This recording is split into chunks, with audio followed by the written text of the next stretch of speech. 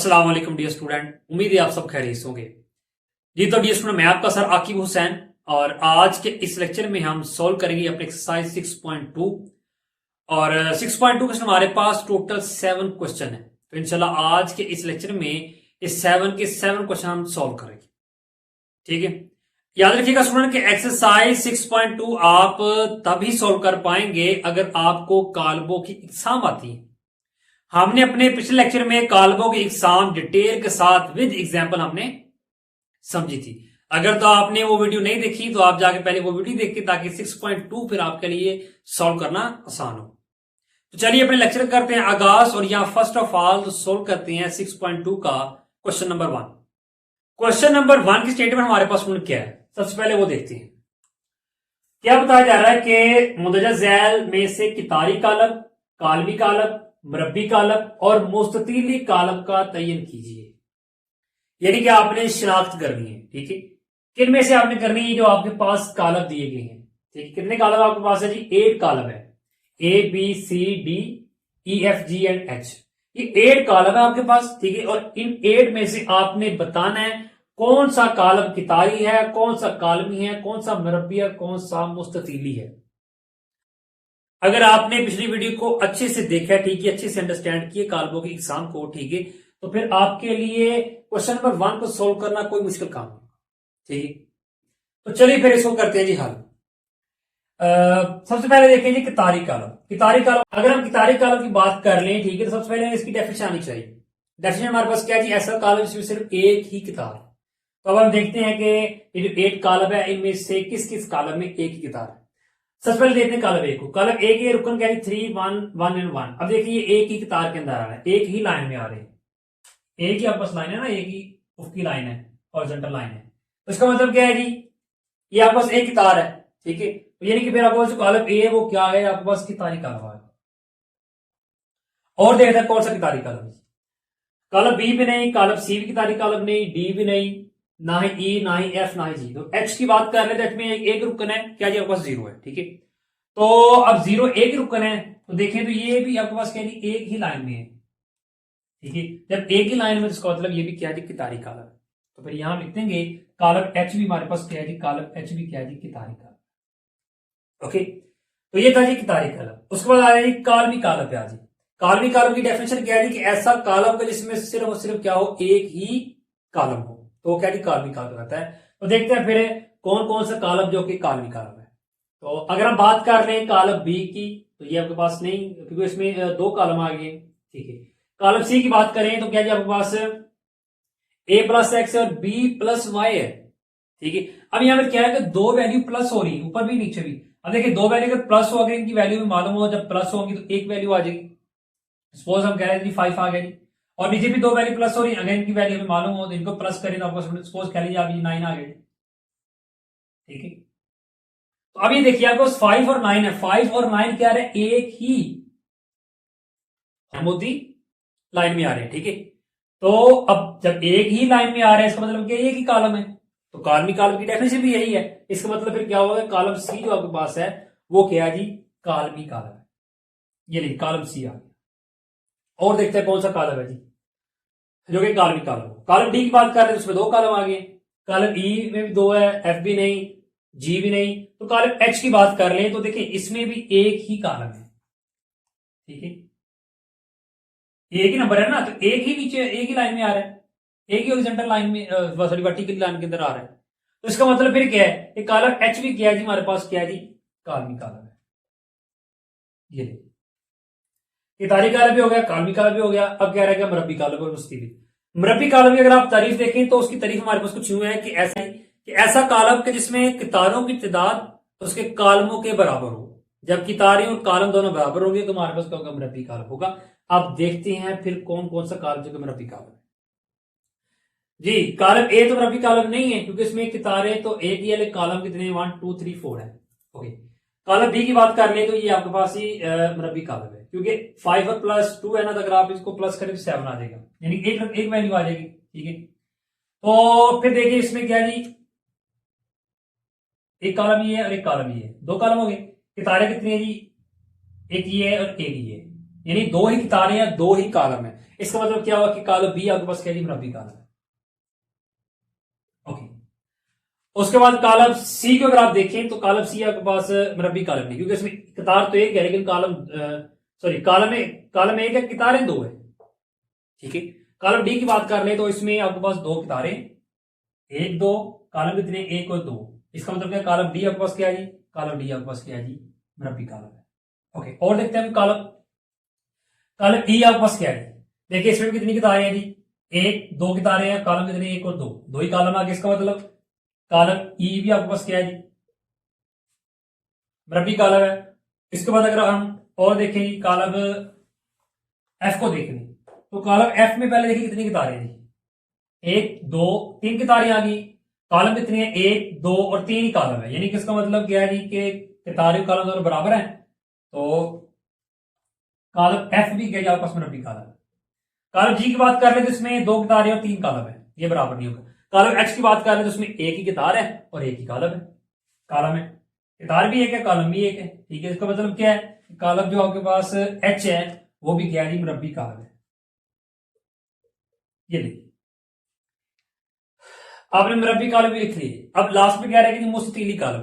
अगर मुस्ततीली कॉलम की अगर आप तारीफ देखें तो हमारे पास कुछ यूं है कि ऐसा कॉलम जिसमें कितारों की तादाद कॉलमों के बराबर ना हो। ठीक है, तो फिर वो हमारे पास कॉलम क्या होगा, मुस्ततीली कॉलम होगा। ठीक है, तो चलिए फिर देखते हैं कौन कौन सा कॉलम मुस्ततीली कॉलम। कॉलम ए से शुरू करते हैं। कॉलम ए आपके पास क्या है जी, इसमें देखें तो आपके पास किताब तो एक ही है ना, तो कॉलम कितने हैं, एक दो तीन और चार। इसका मतलब है किताब और कॉलम दोनों बराबर नहीं। ठीक है, तो फिर ही हमारे पास कॉलम ए क्या जी, वो भी क्या जी हमारे पास मुस्ततीली कॉलम है।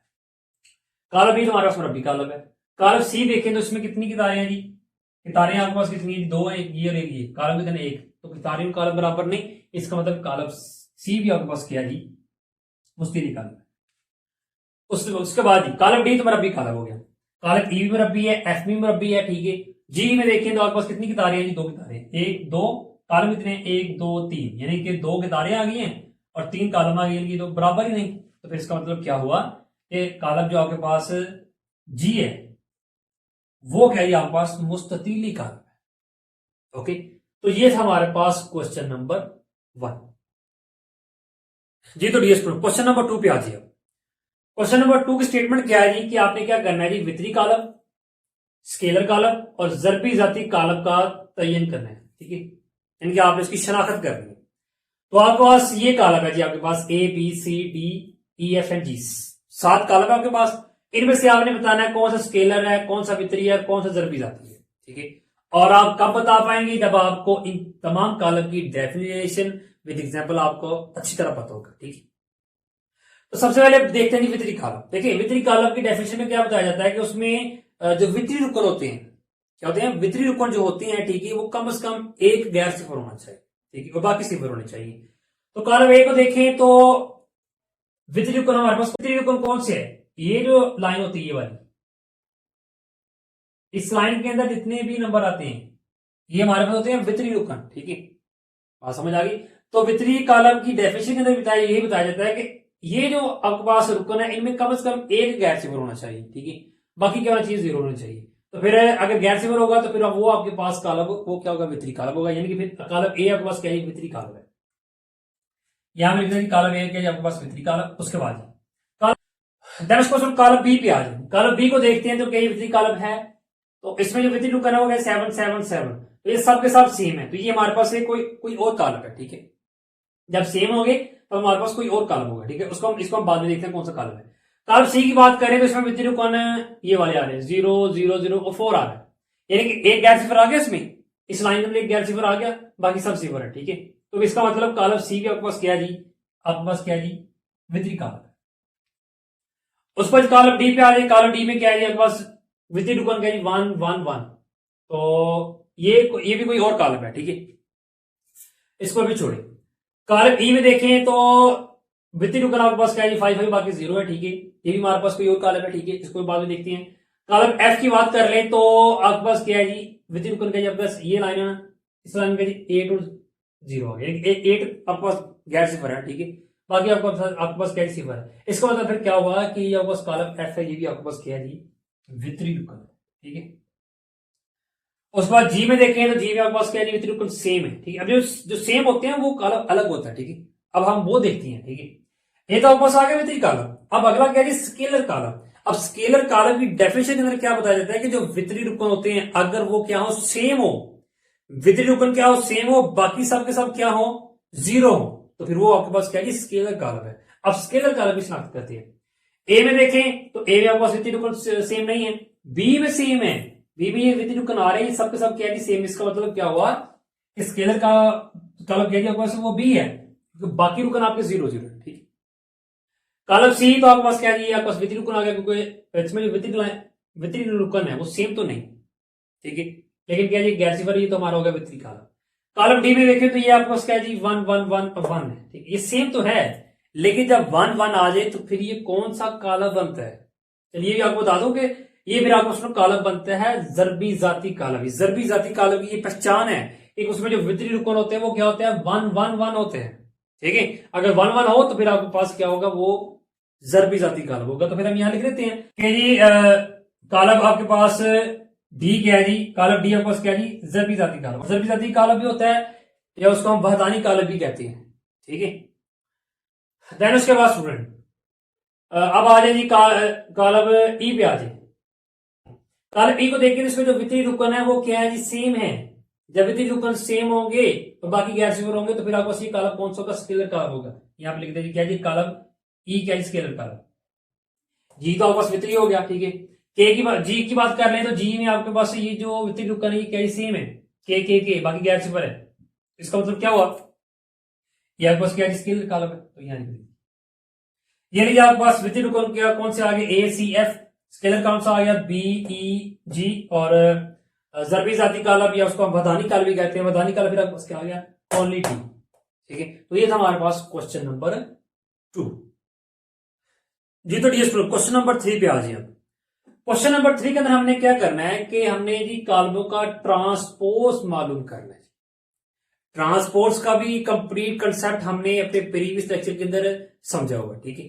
तो यहां फिर हमने क्या करना है जी, आपके पास 4 कॉलम है, इन 4 का हमने ट्रांसपोज मालूम करना है। ये आपको एग्जाम में शॉर्ट क्वेश्चन आता है, ठीक है, ट्रांसपोज मालूम करने का। तो चलिए सुनो, फिर यहाँ पे फर्स्ट ऑफ ऑल तो मालूम करते हैं कॉलम ए का ट्रांसपोज। तो फर्स्ट ऑफ ऑल तो इसी को नीचे लिखिए, क्या जाएगा कॉलम ए, क्या जाएगा उसमें 3 4 -1 एंड 4, ओके। अब आपने लेना इसका ट्रांसपोज, तो ए अब उस कॉलम है, इसके ऊपर लगाइए टी, टी किस चीज को शो करेगा जी, ट्रांसपोज आप लेने लगी हैं। अब ट्रांसपोज में होता क्या है, ट्रांसपोज में होता क्या है कि आपके पास जो कितार होती है, कितारें कितनी है जिसमें, एक तो ये है, दूसरी आपको सी है, कितारें कॉलम में चेंज हो जाएगी, ठीक है, और कॉलम कितारों में आ जाएगी। देखिए आपके पास पहली कितार है, इसको पहला कॉलम बना दे, ये आपके पास दूसरी कितार है, इसको दूसरा कॉलम बना दे, ये लीजिए। अब आप देख सकते हैं जो आपके पास कॉलम था वो कितार में आ गया, कितारें कॉलम में आ गई। देखिए आपका पहला कॉलम क्या है, 3 -1 था ना, एक कॉलम था तो ये कितार में आ गया, 3 -1। ये भी आपके पास कॉलम था तो ये आपको किसमें आ गया, कितार में आ गया। बस इतना सा काम है किसका जी, ट्रांसपोज मालूम करने का, ठीक है। तो ये फिर आपके पास क्या है जिसका रिक्वायर्ड आंसर है, ये देखिए, ये आपके पास क्या आ गया जी, ए का ट्रांसपोज आ गया। अब उसके बाद अगला काम क्या है जी, आगे आपने क्या करना है जी, कॉलम बी का ट्रांसपोज निकालना, यानी कि हल। फर्स्ट ऑफ ऑल इसी कॉलम को नीचे लिखिए, क्या जी, बी इज इक्वल क्या जी, 3 -2 1 एंड 4। इसका ट्रांसपोज ले लीजिए, क्या जी, बी टी, और ट्रांसपोज में क्या होगा, ये आपके पास कितार है, ये कॉलम में आ जाएगी, दूसरी कितार है, दूसरा कॉलम बन जाएगा, जी नहीं।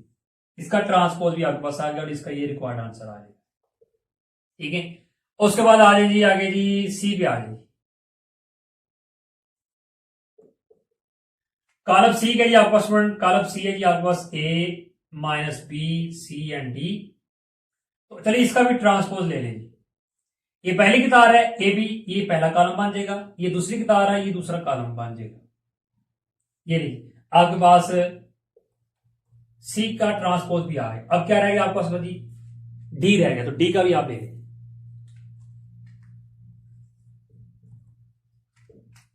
फर्स्ट ऑफ ऑल वही कॉलम नीचे लिखिए, क्या जी आपके पास L M N P Q R A B and C, ठीक है। तो चलिए इसका ट्रांसपोज ले लेंगे। ये आपको पहली कितार है, पहला कॉलम लिख दिए उसको, दूसरी कतार आपके पास ये है पी क्यू आर, तो वो दूसरा कॉलम आ जाएगा। तीसरी कतार ये है, इसको तीसरा कॉलम लिख देगी। तो ये लेगी आपके पास फाइनली डी का ट्रांसपोज भी आ गया। यही क्या जी फिर आपके पास इसका रिक्वायर्ड आंसर है। और क्वेश्चन नंबर 4 के अंदर आपने यही काम करना था, ट्रांसपोज मालूम करना था। ठीक है, याद रखिएगा आपके पास कोई भी कॉलम आ जाए, कोई भी कॉलम आ जाए, कॉलम के अंदर कोई भी रुकन हो, ठीक है, आपको तरीका आना चाहिए कि आपने ट्रांसपोज कैसे मालूम करना है। ठीक है, तो ये था फिर हमारे पास क्वेश्चन नंबर 3 जी। तो डियर स्टूडेंट क्वेश्चन नंबर 4 पे आ जाइए। क्वेश्चन नंबर 4 के अंदर हमने करना है क्या है कि हमने कितारी कॉलमों की पहचान करनी है जी। ठीक है, और आपके पास यहाँ पे 5 कॉलम है जी, column A B C D and E. ठीक है, तो इन 5 में से देखना है जी आपने कितारी कॉलम कौन सा है।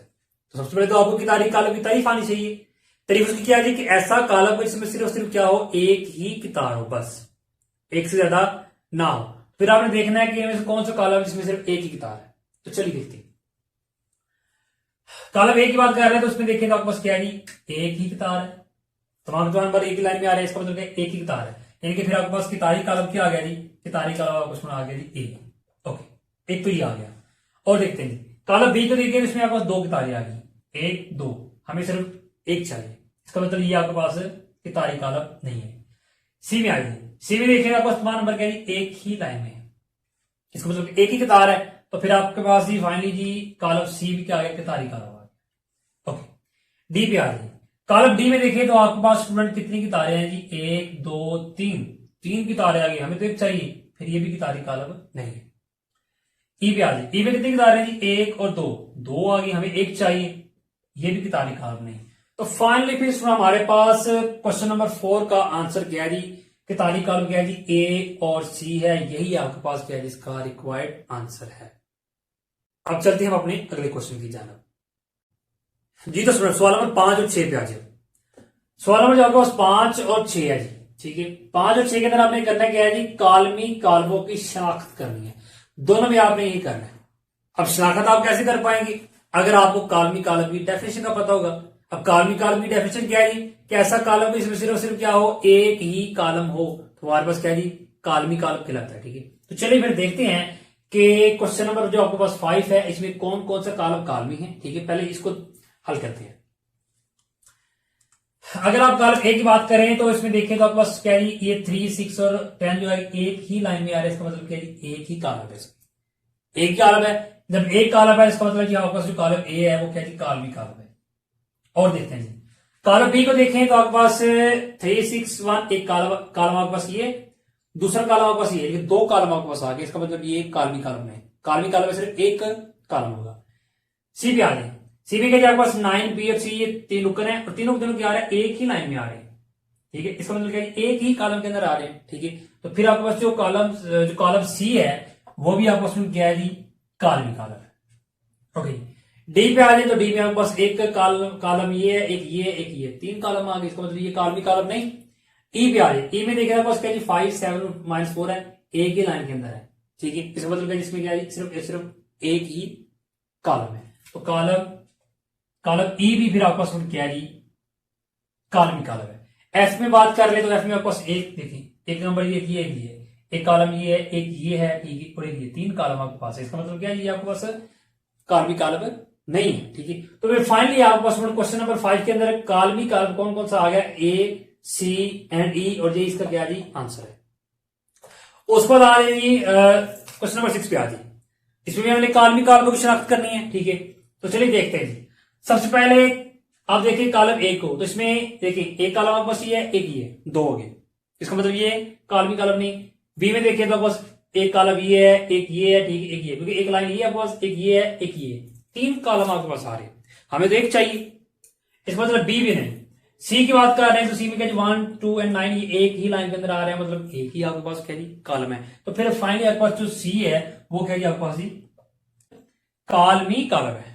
उस पर देखते हैं डी को देखें तो इसमें 2 कॉलम आ गए, ई को देखें तो इसमें 1 2 एंड 3 कॉलम आ गए। एफ की बात कर रहे हैं जिसमें एफ में क्या जी, एक तो ये आपके पास, एक ये आपके पास, इसमें भी 2 है। ठीक है, तो फाइनली फिर हमारे पास कालमी कॉलम क्वेश्चन नंबर 6 के अंदर किया जी वो सिर्फ और सिर्फ सी है। ठीक है, तो हमने यहां पे लिख दिए, यही किया जी इसका आंसर है। तो ये रहा हमारे पास क्वेश्चन नंबर 5 एंड 6। अब हम चलते हैं अपने लास्ट क्वेश्चन की तरफ। जी तो डियर क्वेश्चन नंबर 7 पे आ गया।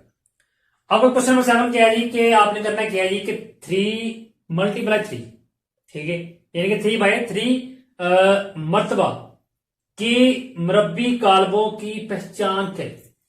यानी कि आपने बताना क्या है कि जो आपके पास कालब है इनमें से ऐसा कौन सा मरबी कालब है जिसका मर्तबा 3/3 यानी कि उसमें 3 ही कितारें हो, 3 ही कालम हो, तो आपने उसकी सिर्फ पहचान करनी है, वो बताना है।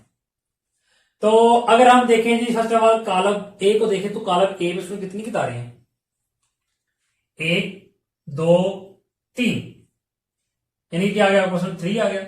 उसके बाद कॉलम देखेंगे जी 1 2 3, ठीक है, कॉलम भी आ गया जी, क्या जी बराबर आ गए, यानी क्या आ गया फिर आपके पास ये 3 × 3 आ गया ना, 3 की तारीख में आ गई, 3 ही कॉलम आ गए, यानी कि फिर आपके पास क्या आ गया इसमें रबी कॉलम जी ए आ गया। ओके, यानी कि कॉलम ए ऐसा कॉलम है जिसका मर्तबा क्या है 3 × 3 है। उसके बाद और देखते हैं जो आपके पास बी और सी गैस में है 3/3, तो इसमें एक की तार, दूसरी, तीसरी, 3 की तारें आ गई, कॉलम ए की है, तो ये तो 3/3 नहीं, ठीक है। सी को देखें तो सी में आपके पास एक ही तार है और कॉलम इतने 1 2 और 3, तो ये भी फिर आपके पास क्या है जी, ये भी आपके पास 1/3 है, 3/3 नहीं, तो फिर फाइनल आपके पास का जवाब क्या है जी, वो जी आपको सिर्फ और सिर्फ कॉलम ए। तो कॉलम ए ऐसा कॉलम है कि जिसका मतलब क्या है 3/3 है। ओके जी, तो डियर स्टूडेंट ये था हमारा आज का लेक्चर जिसके अंदर हमने एक्सरसाइज 6.2 को कंप्लीट डिटेल के साथ किया सॉल्व। इंशाल्लाह नेक्स्ट लेक्चर के अंदर फिर हम शुरू करेंगे अपने एक्सरसाइज 6.3। तब तक दीजिए इजाजत, अपना बहुत ख्याल रखिएगा, अल्लाह हाफिज।